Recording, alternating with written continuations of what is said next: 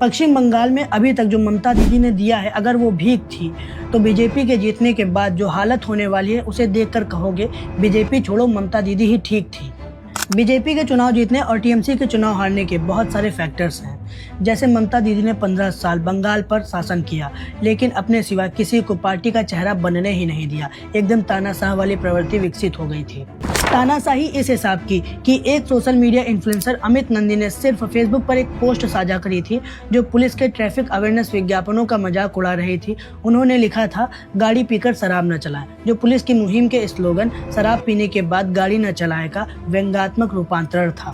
इस पोस्ट को लेकर बंगाल पुलिस ने फरवरी 2026 को उनको गिरफ्तार किया और उन पर एनएसए लगा दिया था। जबकि रियल में राष्ट्र सुरक्षा को क्षति तो ममता बनर्जी पहुंचा रही थी जमाई टोला को बढ़ावा देकर, जिससे काफी मात्रा में बांग्लादेश वासियों को शरण मिली थी, जिससे ममता बनर्जी को वोट भी मिली थी। तभी तो इन्होंने मुस्लिम वोटर्स के सपोर्ट में कहा था, दुधारू पशु की 4 लातें भी सही जाती हैं।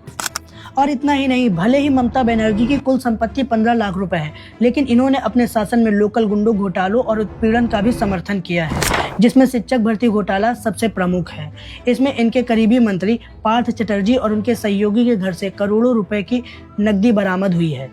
इसके अलावा संदेश खाली में टीएमसी नेता शेख शाहजहां और उनके साथियों पर महिलाओं के साथ यौन उत्पीड़न करने के आरोप लगे हैं। और आरजी कर मेडिकल कॉलेज वाली घटना में इन्होंने खुद कहा था, छोटे छोटे कपड़े पहनकर निकलोगी तो बलात्कार तो होंगे ही, जिससे इनके खिलाफ एंटी इनकम्बेंसी वाली वेव चली और इन्हें चुनाव हारना पड़ा।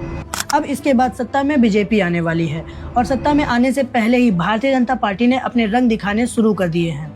जैसा कि बंगाल में ध्रुवीकरण की राजनीति चलती है, तो जितना टीएमसी करा करती थी, भारतीय जनता पार्टी ने उसके डबल करना शुरू कर दिया है। जैसा कि महिलाओं को टीएमसी 1500 रुपए मासिक वित्तीय सहायता देकर मदद करती थी, बीजेपी ने 3000 रुपए देने का वादा किया है।